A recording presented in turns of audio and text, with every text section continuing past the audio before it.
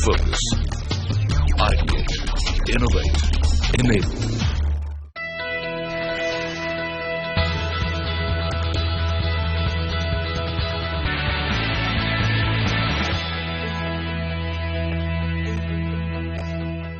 स्वागत है आपका पहला कदम में। सीएनबीसी आवाज की खास पेशकश है और आज हम पहुंचे हैं हरियाणा के पंचकुला के एक छोटे से गांव सकेतरी में, जहां हम किसानों के साथ, यहां के लोगों के साथ बातचीत करेंगे और उन्हें बताएंगे कि कैसे पैसे से पैसा कमाया जाए। क्योंकि खेती बाड़ी करके आप जो कमाई करते हैं वो सिर्फ बैंक में रखने से बढ़ती नहीं है, तो कैसे बढ़े इसके लिए बताएंगे इस खास पेशकश में।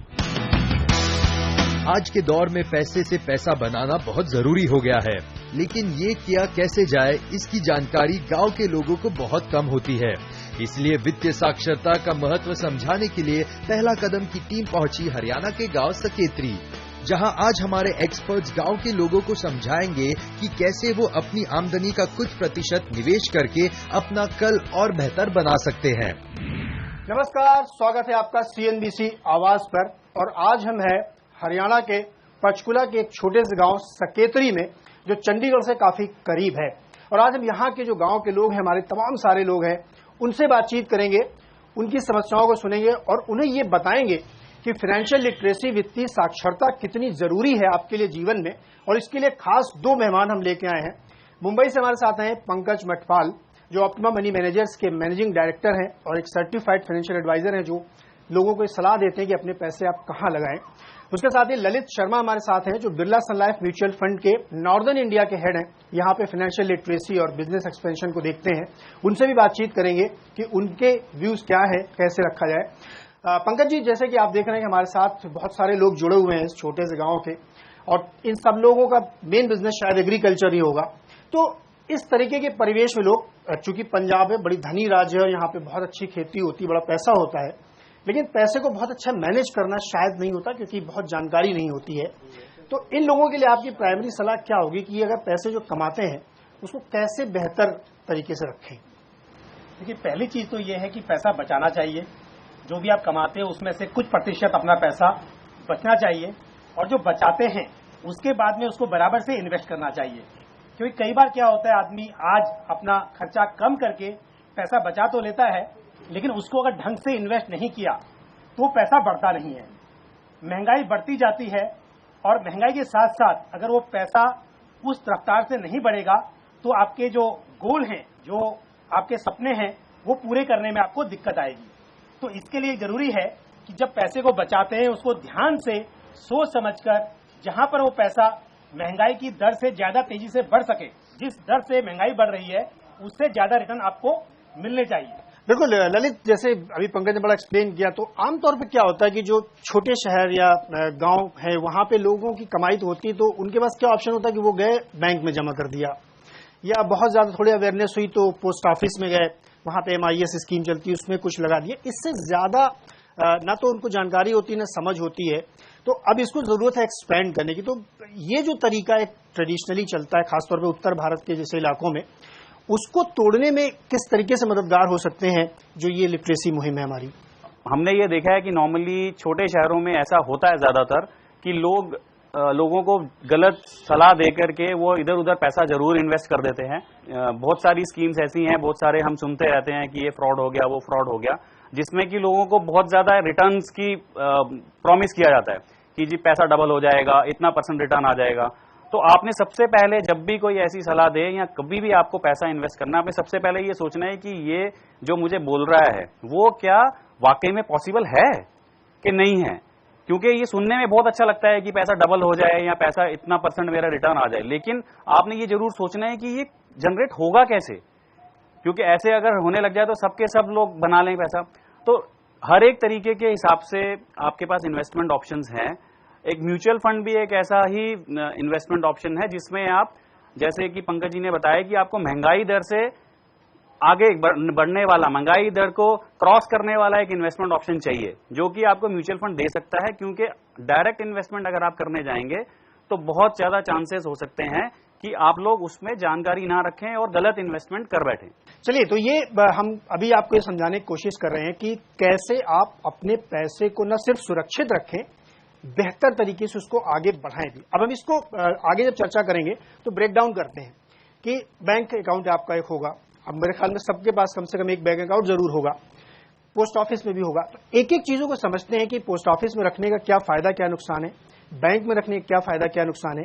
इसके अलावा बीमा जरूर आपको कराना चाहिए, क्यों कराना चाहिए, उसके क्या नफा नुकसान है, और फिर उससे आगे बढ़ते हुए जो म्यूचुअल फंड नाम की एक चीज होती है उसमें पैसे लगाने का क्या फायदा होता है। पंकज जी, आमतौर पे हम लोग देखे जो रूरल बेस इलाके होते हैं यहाँ पे डाकखाने की जो जमा योजना है वो बड़ी मशहूर होती है MIS के नाम से कि आप इतने पैसे हर महीने डालिए तो फिर बढ़ता रहता है। ये बताइए थोड़ा, ये वाली जो स्कीम्स होती हैं ये एक्चुअल में क्या आपको बहुत फायदा देती हैं या एक ट्रेडिशनली 50 साल से हम कर रहे हैं तो करते चले आ रहे हैं? पोस्ट ऑफिस में बहुत सारी स्कीम्स हैं। उदाहरण के तौर पर वहां पर RD एक होता है, रेकरिंग डिपॉजिट, मतलब हर महीना आपने डिसाइड करना है 100 रुपए, 500 रुपए, 1000 रुपए, कितने रुपए आपको हर महीना वहां पर इन्वेस्ट करना है। 5 साल की स्कीम है, लेकिन बात वही है, सुविधा बहुत है, आराम से आप उसमें इन्वेस्ट कर सकते हो। एक बार खाता खोल दिया, एजेंट आपके घर पे आके पैसा भी लेके जाएगा, लेकिन जो उसके ऊपर ब्याज की दर है वो 7.60 7.06 तो बहुत कम उसके ऊपर आपको ब्याज मिलता है। दूसरी बात, पोस्ट ऑफिस में होता है NSC, नेशनल सेविंग सर्टिफिकेट, 5 साल की स्कीम है, 8.10 का आपको रिटर्न मिलेगा। ऐसे ही वहां पर PPF है, पब्लिक प्रोविडेंट फंड, 15 साल की स्कीम है, आपको मिनिमम 500 रुपए और ज्यादा से ज्यादा आप 1.5 लाख रुपए साल में उसमें इन्वेस्ट कर सकते हो। उसके ऊपर भी आपको रिटर्न मिलेगा 8.10 का। उसके बाद जिनके घर में बेटी है उनके लिए एक योजना है सुकन्या समृद्धि स्कीम। सुकन्या समृद्धि स्कीम के अंदर भी आप खाता खोल सकते हो और जब तक बेटी 10 साल कम से कम 21 साल की होती है तब तक आप उसमें पैसा डाल सकते हो। 21 साल के होने पर बेटी को पैसा मिलेगा। उसके ऊपर जो ब्याज है वो है 8.60। तो कहने का मतलब है कि स्कीम बहुत सारी हैं। यहाँ पे तय ये हुआ कि आप अपनी जरूरत के मुताबिक इन्वेस्टमेंट करें और आपको पता होता है कि आपकी जरूरत साल, 2 साल, 5 साल, 10 साल में कितने में आने वाली है, कैसी जरूरत के लिए कहाँ निवेश करें, इस पर चर्चा करेंगे छोटे से ब्रेक के बाद। और ये बताएंगे कि इस तरीके के परिवेश के लोगों की जरूरतें 2 साल, 3 साल, 5 साल में किस तरह की हो सकती हैं, उसके लिए क्या योजना होनी चाहिए। छोटे से ब्रेक के बाद। म्यूचुअल फंड ऐसा काम करते हैं जिसमें आप लोगों को ये फायदा होता है कि बहुत सारे लोगों के साथ आपका भी पैसा लगता है, तो आप छोटे छोटे पैसे लगा के बड़ी बड़ी कंपनी के शेयर खरीद पाते हैं, जो कि इंडिविजुअल अगर अकेले में जाके आप खरीदेंगे तो बहुत मुश्किल होता है।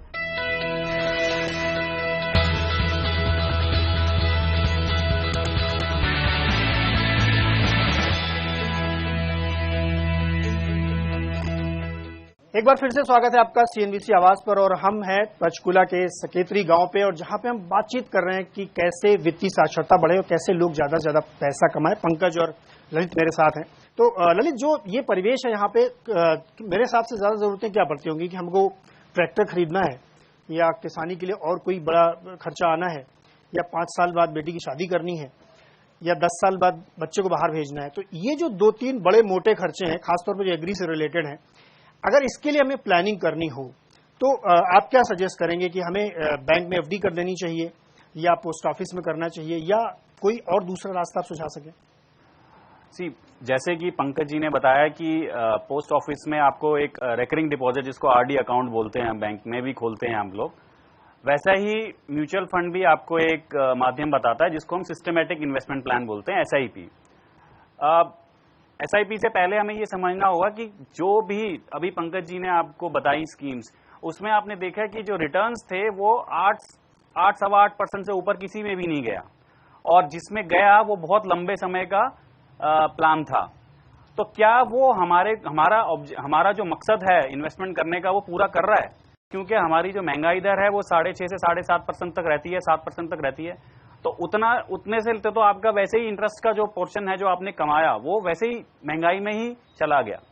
तो आपको एंड ऑफ डे जो भी, जब आपको मैच्योरिटी के टाइम पे अपना ही पैसा वापस मिलता है, क्योंकि इंटरेस्ट से उतनी वैल्यू उसकी कम हो गई है इन्फ्लेशन की वजह से, महंगाई की वजह से। तो यहाँ पे हमने ये सोचना पड़ेगा कि बचत में और निवेश में क्या फर्क है। जब हम बचत करते हैं तो हम अपनी छोटे टर्म के लिए, जैसे सर ने अभी बताए ऑप्शंस, कि 2 से 3 साल 4 साल के लिए हमें ऐसे चीजें चाहिए जहां पे हमें एक फिक्स रेट मिल जाए 8 से 9%, ताकि हमारा एक जरूरत पूरी हो सके। लेकिन अगर आपको कुछ ऐसा, जैसे ट्रैक्टर का इन्होंने बताया, या बच्चे की पढ़ाई का बताया, या शादी के बारे में बताया, जिसमें मोटे खर्चे होते हैं, तो उसके लिए हमें एक पहले से प्लान करना पड़ेगा और हमारे को एक ऐसा ऑप्शन ढूंढना पड़ेगा जहां पे हमें ऑप्शन मिले कि जो मैं पैसा लगा रहा हूं उसको एक ग्रो करने का, एक अच्छा रिटर्न पाने का मौका दिया जाए। वो मौका कैसे मिलेगा? जब आप ऐसी चीजों में इन्वेस्ट करना शुरू करेंगे, जैसे कि म्यूचुअल फंड में इक्विटी, जिसको हम बोलते हैं कि शेयर मार्केट को लेके लोगों में बहुत सारी भावनाएं होती हैं कि बहुत रिस्की होता है और वहां पे पैसे डालने से पैसे डूब जाते हैं। वो ऐसे उस केसेस में होता है, एक तो जब आप ठीक से उसमें इन्वेस्ट नहीं करते, मतलब जैसे मैंने कहा था कि किसी ने लगाया, किसी ने बोला कि इस शेयर में लगा दो, किसी ने बोला उस शेयर में मैंने लगा के इतना पैसा कमाया, वैसे एक दूसरे की बात देख के, किसी से सुन के हमने लगा दिया और हमें नहीं पता था कि वो कंपनी कैसी थी, अच्छी थी, बुरी थी, और हमने बिना सोचे समझे उसमें लगा दिया क्योंकि हमारे किसी जानकार ने लगाया था।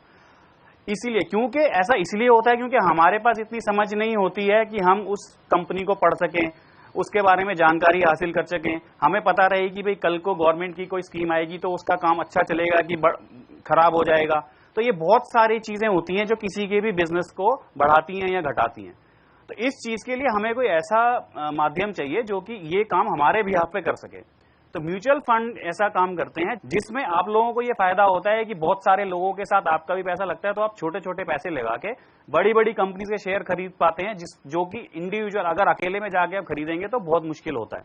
दूसरा, आपका जो खतरा होता है, जो रिस्क है, वो इतने सारे लोगों में बढ़ जाता है और एक जो फंड मैनेजर है, जो म्यूचुअल फंड है, वो आपके बिहाफ पे ये सारी चीजें मद्देनजर रखते हुए इस मार्केट में इन्वेस्ट करता है। उसे पता है कि कब किस शेयर से निकलना है, कब मुझे किस शेयर को खरीदना है। पंकज, एक बड़ा महत्वपूर्ण मुद्दा ये होता है कि जब भी हम निवेश की बात करते हैं या किसी इंस्ट्रूमेंट में आते हैं तो एक कॉमन साइकोलॉजी होती है, थोड़ा सा डर लगता है कि यार हमने बैंक अकाउंट तो बहुत जमाने से किया है, पोस्ट ऑफिस तो मुझे मालूम है, डाकखाने वाले बाबूजी तो अपने घर के बगल में रहते हैं। वो जो एक साइकोलॉजिकल रेपो होता है, जो आप बात करें तो आपको बहुत हद तक पता लगता है कि थोड़ा सा एक डर होता है, थोड़ा सा जो फियर साइकोलॉजी है उस पर थोड़ा प्रकाश डालिए कि लोगों के अंदर वो डर खत्म हो, क्योंकि वो डर की वजह से बहुत बार हिम्मत नहीं जुटा पाते हैं। देखिए, सच है कि पोस्ट ऑफिस में आप इन्वेस्ट करते हैं तो आपको पता है कि रिटर्न्स तो खैर वहां पे अभी गारंटीड नहीं रहे हैं, हर तिमाही में उसकी समीक्षा होती है और उसको घटाया बढ़ाया जा सकता है। बट एक बात तो पता है कि अपना जो मूल धन है वो तो अपने को वापस मिलेगा ही। तो कम से कम इस वजह से लोग पोस्ट ऑफिस में है या बैंक में है निवेश करते हैं। पर जो समस्या है वो एक ही है कि जो उसके ऊपर लाभ मिलता है वो बहुत कम होता है और उसके ऊपर ब्याज भी लगता है, उसके ऊपर टैक्स भी लगता है।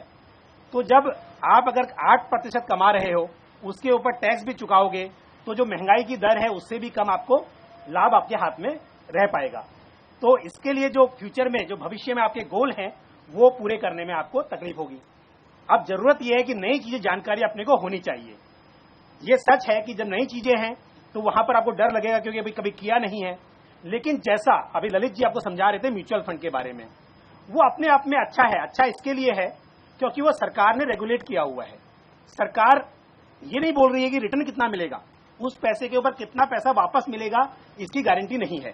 और गारंटी क्यों नहीं है उसकी भी वजह है, क्योंकि जो म्यूचुअल फंड है वो क्या है, वो सब लोगों से पैसा लेकर आपकी जरूरत के मुताबिक वो एक स्कीम में इन्वेस्ट होता है।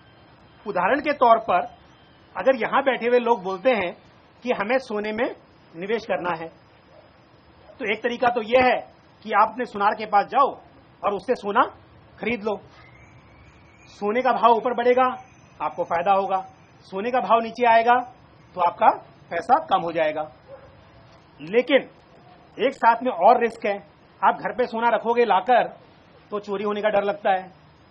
दूसरी बात यह है, जब सोना बेचने जाते हैं उस वक्त सुनार ने बोला नहीं मैं तो अभी नहीं खरीद रहा हूं, या खरीदूंगा तो उसके ऊपर आपको 10%, 8% काट के दूंगा, ऐसा भी हो सकता है।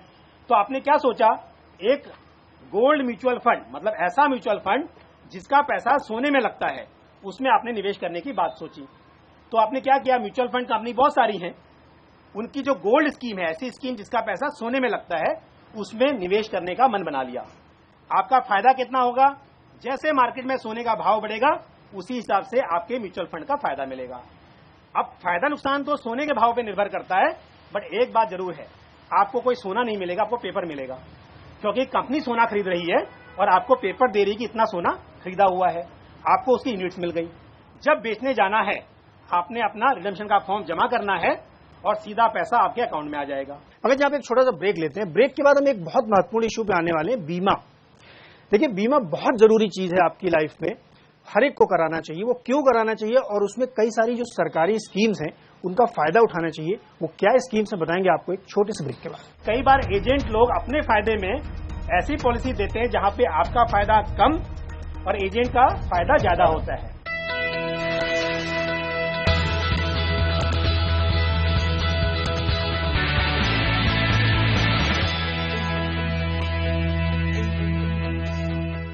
एक बार फिर से स्वागत है आपका सीएनबीसी आवाज पर, और हम हैं पंचकुला के सकेतरी गांव में और यहाँ के लोगों के साथ इंटरेक्ट कर रहे हैं, बातचीत कर रहे हैं कि कैसे अपनी वित्तीय साक्षरता बढ़ाएं और अपने को समृद्ध कैसे बनाएं। तो ब्रेक से पहले हमने कहा था कि कुछ ऐसी स्कीम्स हैं जहां पे बीमा के बड़ा फायदे आपको मिल सकते हैं, इंश्योरेंस का बहुत बड़ा फायदा है। ललित, पहले तो मुझे ये समझाइए कि एक व्यक्ति के जीवन में इंश्योरेंस का क्या महत्व है। देखिए, इंश्योरेंस जब भी हम बोलते हैं, इंश्योरेंस का मतलब ही यही है कि जो भी आने वाली जो आपदाएं हैं जो कि मैं अभी नहीं देख पा रहा हूं, जो आ भी सकती है नहीं भी आ सकती है, तो उनके अगेंस्ट मैं अपने आप को सेफ करता हूं, इमोशनली नहीं फाइनेंशियली। मतलब ये कि अगर कल को कुछ मेरे को हो जाता है तो मेरी वजह से जो मेरे परिवार को फाइनेंशियली सहायता मिलती है वो उसमें कोई विघान नहीं आए। ठीक है, मेरी रिप्लेसमेंट कोई नहीं कर सकता, मुझे कोई नहीं बदल सकता, लेकिन जो मेरे ऊपर उनका डिपेंडेंस था, जिसकी वजह से वो मेरे पे निर्भर थे, पैसे की वजह से जो मैं कमा रहा था, उनका लालन पालन कर रहा था, उसके ऊपर कोई विघान ना आए। एक तो ये रिस्क मैं कवर करता हूं इंश्योरेंस से, जो कि बहुत जरूरी है। जो आप लोगों के सामने बहुत सारे एग्जांपल्स भी होंगे कि घर का अगर कोई कमाऊ लोग चला जाता है और उसके पीछे से उसके जो लोग डिपेंडेंट है उसके ऊपर कितना उनको मुश्किल होती है।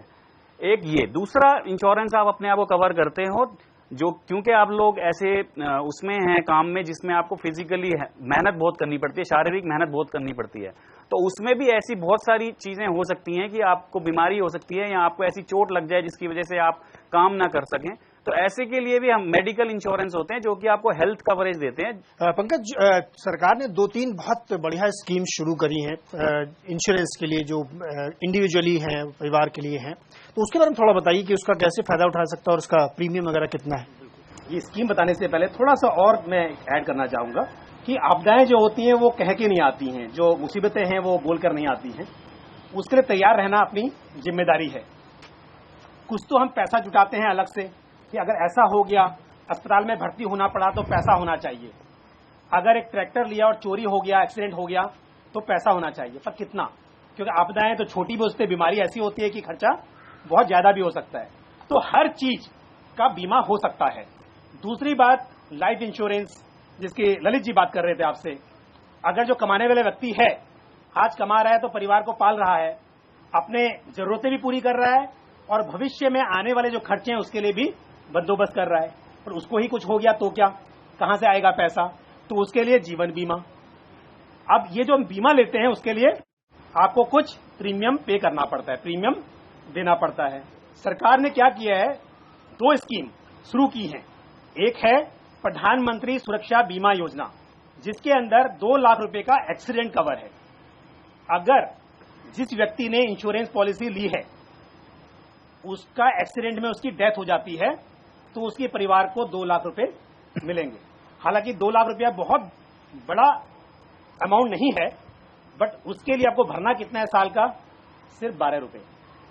तो 12 रुपए देके अगर एक ऐसी इंश्योरेंस पॉलिसी मिल रही है कि एक्सीडेंट में डेथ हो जाती है तो परिवार को 2 लाख मिलेंगे, तो मेरे हिसाब से सबको करनी चाहिए।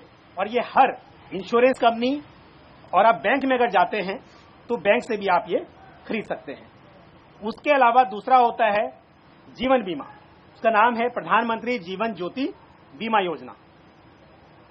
डेथ होगी, मृत्यु होगी, एक्सीडेंट में ही होगी ऐसा तो नहीं पता है, अगर किसी बीमारी की वजह से, किसी भी और वजह से मृत्यु हो गई तो क्या, तो उसके लिए भी ये पॉलिसी है प्रधानमंत्री जीवन ज्योति बीमा योजना। इसका जो प्रीमियम है जो बीमे की किस्त है वो है 330 रुपया सालाना। 330 रुपया देके आपको इन्वेस्ट नहीं कर रहे हो कि मेरा पैसा बढ़ेगा और मुझे कुछ मिलेगा, पर एक सुरक्षा की भावना अपने मन में आती है कि चलो मैंने 330 भर दिए और भगवान करे मुझे कभी इसकी जरूरत ना पड़े, लेकिन कभी कुछ हो गया तो कम से कम मेरे परिवार को 2 लाख रुपए इसमें मिल जाएंगे। तो सलाह यह है कि जो 2 योजनाएं हैं ये तो सबसे पहले सबको लेनी ही चाहिए। एक की जो बीमा की किस्त है वो है 330 रुपए और दूसरी जो है वो है 12 रुपए। उसके बाद क्योंकि मैंने जैसा बोला 2 लाख रुपए बहुत नहीं होते हैं, आपको अपनी जरूरत के मुताबिक कि अगर मुझे कुछ हो गया तो मेरे घर वालों को कम से कम 10 लाख मिलना चाहिए, कम से कम 20 लाख तो मिलना चाहिए, या मैंने लोन लिया हुआ है और 10 लाख का तो लोन ही है, मुझे कुछ हो गया तो लोन का पैसा कहां से आएगा, उस बात को ध्यान में रखते हुए 10 लाख 20 लाख 50 लाख जैसा भी आपको लगे उतने रुपए का एक इंश्योरेंस पॉलिसी लेनी चाहिए। लेकिन यह भी ध्यान रहे कि इंश्योरेंस पॉलिसी जो होती हैं वो कई तरीके की होती हैं। कई बार एजेंट लोग अपने फायदे में ऐसी पॉलिसी देते हैं जहां पे आपका फायदा कम और एजेंट का फायदा ज्यादा होता है। तो ऐसी पॉलिसी लो जहां प्रीमियम बहुत कम देना पड़े, जिसको हम वैसे बोलते हैं term insurance plan. Pure insurance होता है, थोड़ा सा पैसा भर के और आपको बहुत बड़ा कवर मिल जाता है। हेल्थ इंश्योरेंस, स्वास्थ्य बीमा, उसमें भी ऐसी पॉलिसी है ये जिसमें मतलब अस्पताल में अगर भर्ती होना पड़े तो पूरा खर्चा जो है इंश्योरेंस कंपनी उठाएगी। उसका भी थोड़ा मामूली प्रीमियम होता है, वो उम्र के हिसाब से डिपेंड करता है, तो आपको उसके बारे में भी सोचना चाहिए। फिर अपनी गाड़ी है, घर है और साथ में आपकी जो खेती है उसके बीमा के बारे में भी आपको जरूर सोचना चाहिए। कई बार ऐसा होता है कि फसल अच्छी होती है लेकिन फसल खेत में पड़ी हुई है, गेहूं खेत में है और बारिश हो गई, खेत में गेहूं खराब हो गया। और कभी ऐसा होता है कि खेती करने का टाइम आ गया लेकिन बारिश नहीं हो रही है, धान उगा नहीं सकते। तो इसके लिए ऐसे में आपके पास उसके लिए भी बीमा की सुविधा है कि आपने अगर फसल बोई, बीज बोया, खेती नहीं हुई तो आपको पैसा मिलेगा। तो चलिए यहाँ पे एक छोटा सा ब्रेक लेते हैं। ब्रेक के बाद जब लौट के आएंगे तो जो हमारे साथ यहाँ लोग बैठे हुए हैं, बहुत सारे सवाल इनके मन में भी आते होंगे, तो इनके सवाल भी लेंगे और कुछ और आपको ऐसे तरीके बताएंगे जिससे आप अपने जीवन में और ज्यादा पैसे कमा करके बेहतरी कर सकते हैं। एक छोटे से ब्रेक के बाद। कभी ऐसा होता है कि सोने में तेजी होती है, तो कभी ऐसा होता है कि शेयर मार्केट में तेजी होती है। इसके लिए अपने पास सब कुछ होना चाहिए।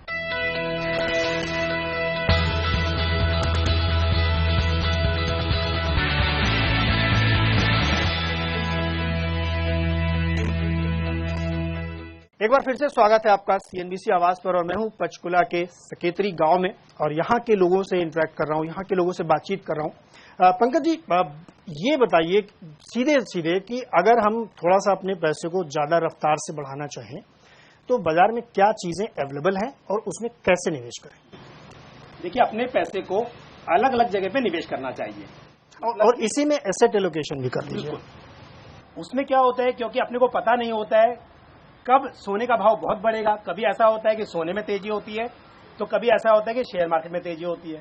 कभी प्रॉपर्टी के दाम बहुत बढ़ रहे होते हैं, तो कभी एफडी के ऊपर इंटरेस्ट ज्यादा मिल रहा होता है। तो अलग अलग समय में अलग अलग चीजों पे अलग अलग तरह से रिटर्न मिलता है। इसके लिए अपने पास सब कुछ होना चाहिए। अब सब कुछ होने के लिए यह है कि या तो मैं डायरेक्टली सोना बाय करूं, सोना खरीदूं, थोड़े शेयर खरीदूं, थोड़ा एफडी या दूसरे जो विकल्प हैं वो लूं, या इससे अच्छा है कि एक म्यूचुअल फंड की जिसकी हम बात कर रहे हैं बार बार, क्योंकि म्यूचुअल फंड आपको ये सहूलियत देता है कि आपका पैसा आपकी जरूरत के मुताबिक सोने में या शेयर मार्केट में या फिर जो गवर्नमेंट सिक्योरिटी बोलते हैं, गवर्नमेंट के बॉन्ड हैं उसमें, या फिर फिक्स डिपॉजिट में, ऐसी जगह पे पैसा लगे। बहुत तरह के म्यूचुअल फंड होते हैं। अगर आपको बहुत छोटे समय के लिए पैसा इन्वेस्ट करना है, मान लीजिए आप सिर्फ 15 दिन से लेकर या 10 दिन से लेकर और 3 महीने 4 महीने के लिए पैसे निवेश कर रहे हैं, आप खाली सेविंग बैंक में रखोगे तो अगेन वही प्रॉब्लम है कि 4% का ब्याज मिलेगा। इसके बजाय म्यूचुअल फंड में एक कैटेगरी होती है जिसको हम बोलते हैं मनी मार्केट म्यूचुअल फंड या लिक्विड फंड। उसमें आप पैसा इन्वेस्ट करो, आपका जो रिटर्न है वो सेविंग बैंक अकाउंट से ज्यादा मिलने की आपको उम्मीद रहती है। और दूसरी बात यह है कि उसका पैसा शेयर मार्केट में नहीं लगता है, वो पैसा गवर्नमेंट सिक्योरिटीज में या जो सरकारी बॉन्ड होते हैं या कॉर्पोरेट के बॉन्ड होते हैं उनमें पैसा लगता है। तो शेयर मार्केट वाला जो जोखिम है वो उसमें नहीं होता है। तो ये पंकज जी ने भी आपको समझाया कि कैसे आप अपने पैसे को थोड़ा रफ्तार से बढ़ा सकते हैं। लेकिन ललित, मैं सकेतरी गांव में रहता हूं, मान लीजिए आपने मुझे इतना समझाया, अब मैं कल सुबह उठ के पैसा लगाना चाहता हूं तो मैं क्या करूं? सबसे पहले देखिए, सबसे पहले म्यूचुअल फंड में अगर कभी भी आपको इन्वेस्टमेंट करना है, सबसे पहले एक चीज होती है KYC, know your customer.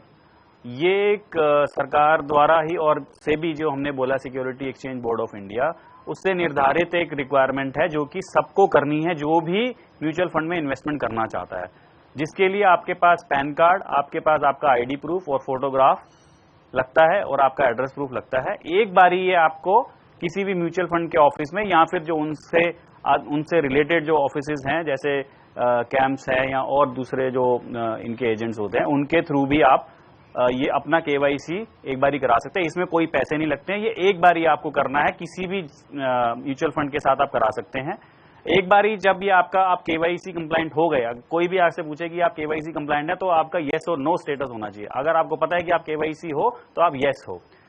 Yes का मतलब है कि अब आप एलिजिबल हो, आप म्यूचुअल फंड में इन्वेस्टमेंट कर सकते हो। तो पहली रिक्वायरमेंट म्यूचुअल फंड में इन्वेस्टमेंट करने के लिए आपको KYC करना होता है, जिसमें आपको ये मैंने जो डॉक्यूमेंट्स बताए ये सबमिट करने पड़ते हैं KYC फॉर्म के साथ, किसी भी म्यूचुअल फंड के ऑफिस में या फिर उससे रिलेटेड किसी भी एजेंट के ऑफिस में आप ये जमा कर सकते हैं। अब इसके बाद ये बताइए कि वो जो अकाउंट खोलना पड़ता है वो क्या है? उसके लिए उसके एक बार आप आपने KYC कर लिया तो आप उसके साथ भी आपके पास ऑप्शन है कि आप एक कॉमन एप्लीकेशन फॉर्म होता है हर एक म्यूचुअल फंड के पास, वो आप फॉर्म भर दीजिए तो वो आपका एक फोलियो भी खोल देंगे। आजकल उन्होंने ये भी शुरू कर दिया है म्यूचुअल फंड्स ने कि आपका जीरो फोलियो खोल देते हैं। जैसे जीरो अकाउंट बैलेंस होता है वैसे ही जीरो फोलियो भी होता है आपके पास। आप अगर इन्वेस्टमेंट नहीं शुरू करना चाहते तो भी आप फोलियो खोल के रख सकते हो, आपका एक फोलियो खुल जाता है म्यूचुअल फंड में। जब भी आपका मन करे आप इन्वेस्टमेंट शुरू कर सकते हो, लेकिन आप इन्वेस्टमेंट के लिए तैयार हो सकते हो पहले से ही एडवांस में। उसके बाद आप प्लान कर सकते हो कि कब आपको म्यूचुअल फंड में इन्वेस्टमेंट शुरू करनी है। तो पंकज, जो हमारा अभी मान लीजिए किसी का मौजूदा बैंक अकाउंट है वो उसी में जोड़ सकते हैं, उसी डीमैट अकाउंट में, तो उसके लिए क्या प्रोसेस कहेंगे? देखिए, म्यूचुअल फंड का जरूरी नहीं है कि डीमैट अकाउंट आपको चाहिए। आपके पास बस सेविंग बैंक अकाउंट है, वहां से आप पेमेंट कर सकते हो।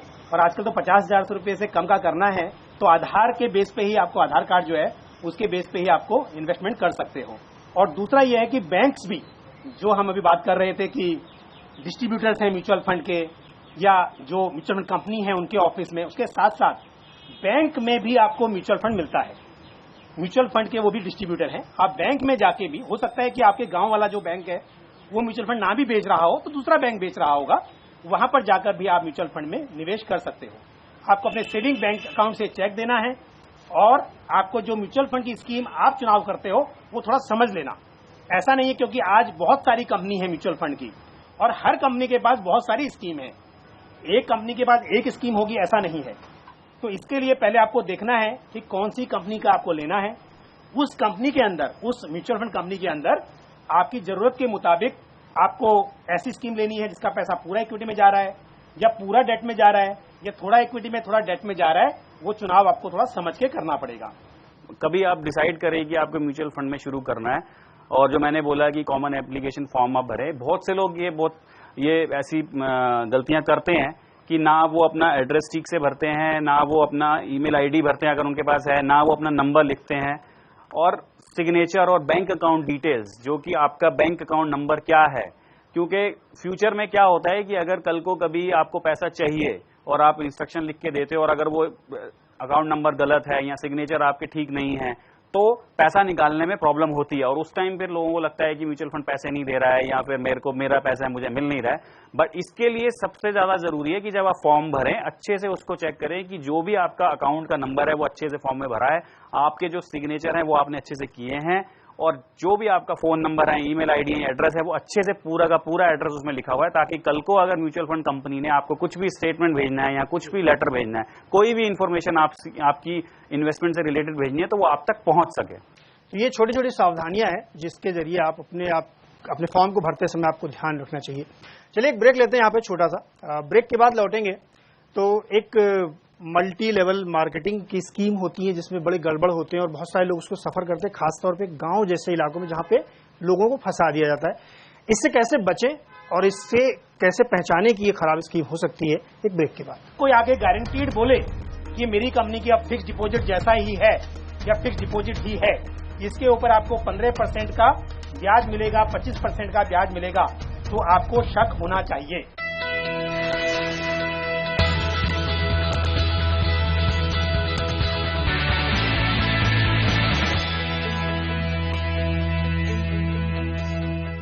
एक बार फिर से स्वागत है आपका सीएनबीसी आवाज पर। और आज हम हैं सकेतरी गांव, पंचकुला, हरियाणा में, और यहाँ के लोगों के साथ बातचीत कर रहे हैं वित्तीय साक्षरता के बारे में। तो अब वक्त है सवाल जवाब का। एक सवाल लेते हैं। आप एक सवाल पूछना चाह रहे थे जी, बताएं। देखो, मल्टी लेवल मार्केटिंग ਦੇ ਵਿੱਚ ਬਹੁਤ ਸਾਰੀ ਕੰਪਨੀਆਂ ਆਉਂਦੀਆਂ ਹੈਗੀਆਂ ਜਿਹੜੀ ਲੁਭਾਣੇ ਲਾਲਚ ਦੇ ਕੇ ਤੁਹਾਡਾ ਪੈਸਾ ਡਬਲ ਹੋ ਜਾਏਗਾ ਜਾਂ 4 ਗੁਣਾ ਮਿਲੇਗਾ। ਤੁਹਾਨੂੰ ਇਹ ਕਾਰਨ ਇਹ ਹੋਏਗਾ, ਪਿੱਛੇ ਜੀ ਕੰਪਨੀ ਆਈ ਸੀ ਆਹ ਗਰੁੱਪ ਵੱਲੋਂ, ਉਹਨੇ ਕਿਹਾ ਸੀ 10 ਮਹੀਨਿਆਂ ਦੇ ਵਿੱਚ ਤੁਹਾਡੇ ਪੈਸੇ 90% ਹੋਣਗੇ, यानी कि 90 गुना ਵਧਣਗੇ, यानी कि ਜੇ 10,000 ਲਗਾਓ ਤਾਂ ਤੁਹਾਨੂੰ 19,000 ਮਿਲੇਗਾ। ਪਹਿਲੇ 5 ਹਫ਼ਤੇ ਉਹਨਾਂ ਦੇ 500 ਰੁਪਏ ਅਕਾਊਂਟ ਦੇ ਵਿੱਚ ਆਣੇ ਸੀਗੇ, ਉਹ ਆਏ ਹੈਗੇ। ਜਦੋਂ ਉਹ ਤੋਂ ਵੱਧ ਆਪਾਂ ਨੇ ਪਹਿਲੇ 10,000 ਲਾਇਆ ਸੀ, ਜਦੋਂ 50,000 ਹੋਰ ਲਾਏ, ਫਿਰ ਸਿਰਫ 851 ਰੁਪਏ, ਉਹ ਤੋਂ ਬਾਅਦ ਕੰਪਨੀ ਪਤਾ ਕਿੱਥੇ ਗਈ। ਇਸ ਨੂੰ ਕਿਸ ਤਰ੍ਹਾਂ ਪਛਾਣਿਆ ਜਾ ਸਕਦਾ ਜੀ? ਇਹ ਕੰਪਨੀ ਭੱਜਣ ਵਾਲੀ ਜਾਂ ਰੁਕਣ ਵਾਲੀ है, ਜਾਂ प्रॉफिट देगी ਜਾਂ नुकसान कराएगी? पंकज, बहुत अहम सवाल है ये। और मुझे ध्यान है, एक स्पीक एशिया नाम की कंपनी बनी थी जिसने, तो आप सकेतरी की बात करें, उसने बंबई दिल्ली में लोगों को बेवकूफ बनाया। ये जो मल्टी लेवल मार्केटिंग होती है, इसमें लोग कहते हैं कि आप पैसा दीजिए फिर इतने मिलेंगे, फिर आप 2 और ग्राहक बनाइए, फिर वो 2 के 2 वो जो होता है। तो इससे जिनका जरा वाजिब सवाल है, कैसे पहचाने और कैसे बचें?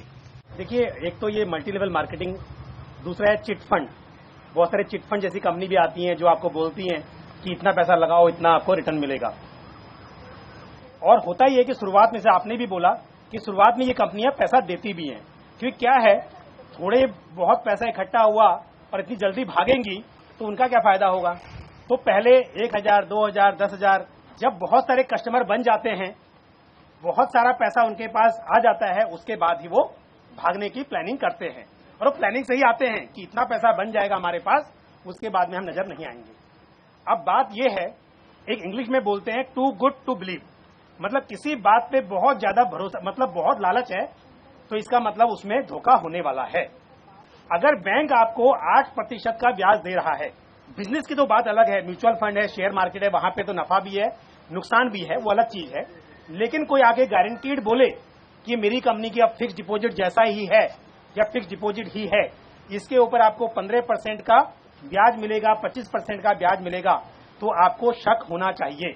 अगर जो आदमी आपके पास बेचने आ रहा है, उसको अगर 25% का ब्याज मिलता होता, तो आपके पास आने के बजाय अपना खुद घर में बैठ के ब्याज खा रहा होता। ललित, इस पे थोड़ा सा प्रकाश आप डाले। क्या ऐसी जो तमाम चीजें होती, उसके लिए हम कहीं शिकायत कर सकते हैं? प्रिलिमिनरी मुझे डाउट हो रहा, मैं जाके शिकायत कर दूं?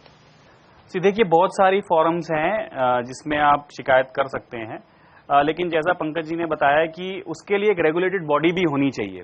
अगर कोई ऐसी स्कीम है जिसका कोई ऊपर रेगुलेटर ही नहीं है, जिसका कोई मॉनिटर ही नहीं है, तो आपको ये ढूंढना भी बड़ा मुश्किल हो जाता है कि मैं कंप्लेंट करूं तो कहां करूं।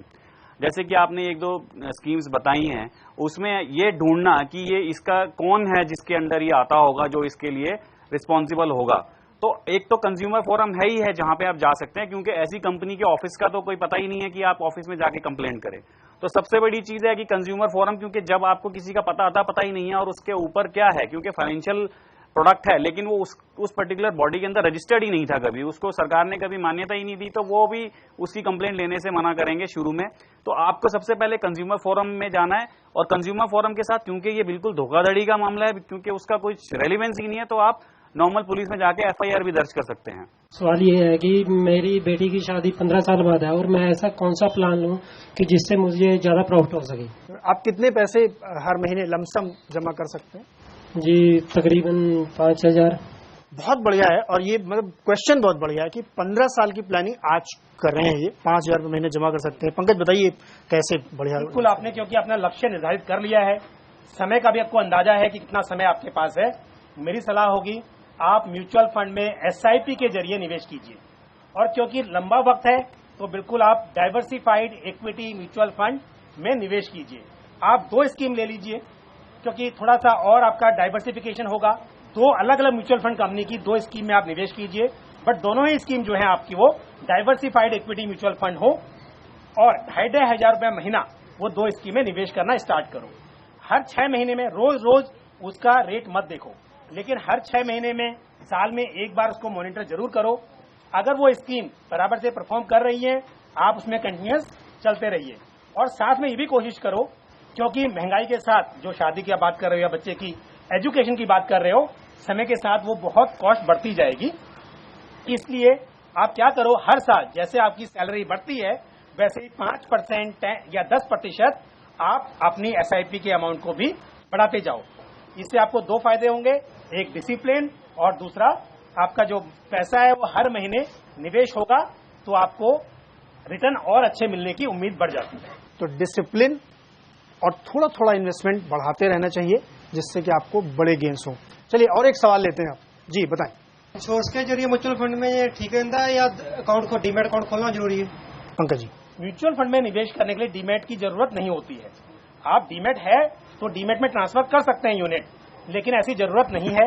आप सिंपल चाहे वेबसाइट पे जाके या उनकी मोबाइल एप्लीकेशन के द्वारा या एप्लीकेशन फॉर्म भरकर कैसे भी करके म्यूचुअल फंड ले सकते हैं।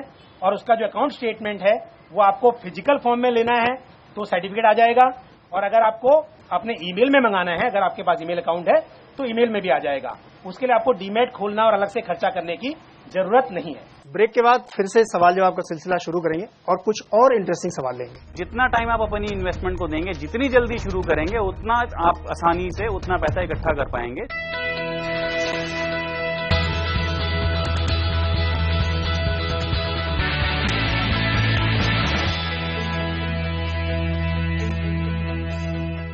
एक बार फिर से स्वागत है आपका CNBC आवाज पर। और आज हम हैं पहला कदम की टीम के साथ सकेतरी गांव, पंचकुला, हरियाणा में, और सवाल जवाब का सिलसिला हम कर रहे हैं यहाँ पे।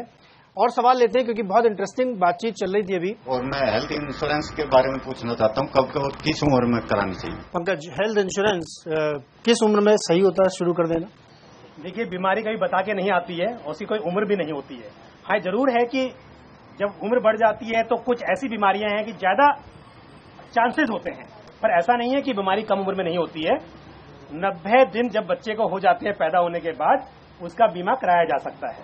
तो सलाह यह है पूरे परिवार को, अपने पूरे परिवार के लिए, हर आदमी को अपने पूरे परिवार के लिए, जिसमें वो भी, उसकी पत्नी भी और बच्चे भी कवर हों।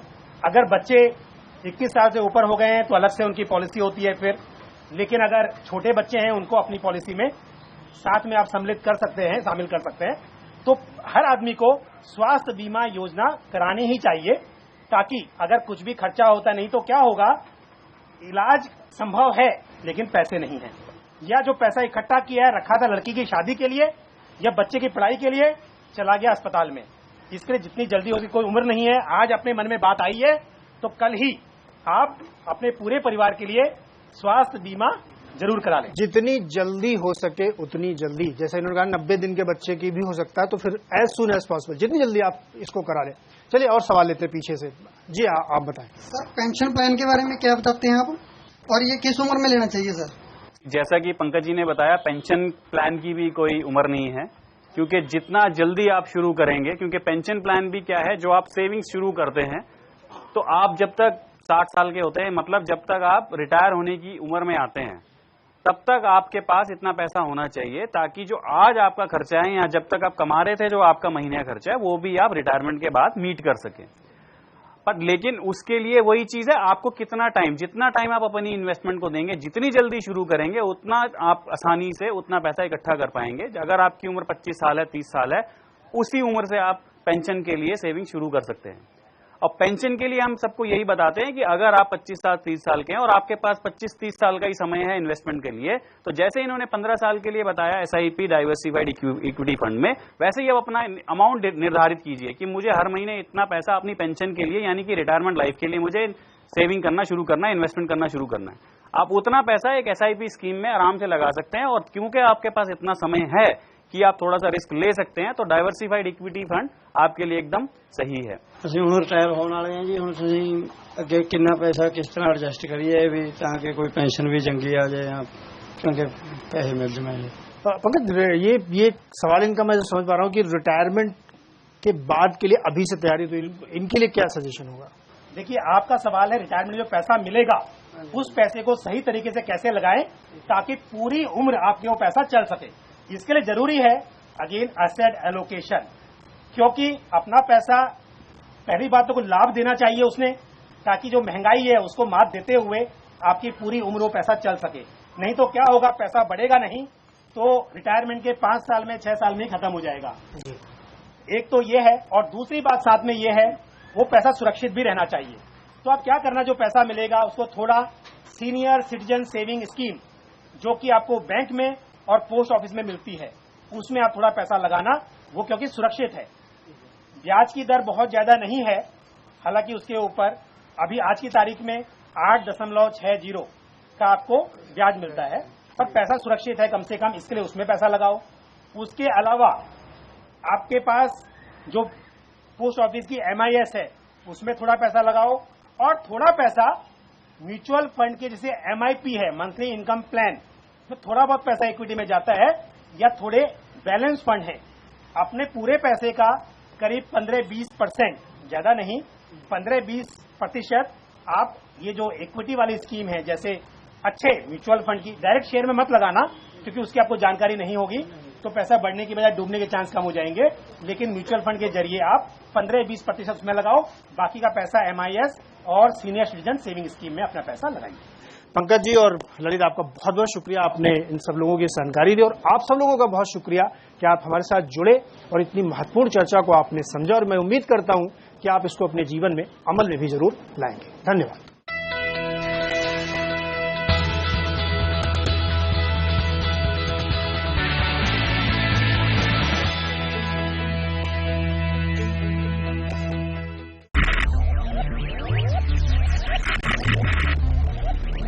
Focus, ideate, innovate, enable.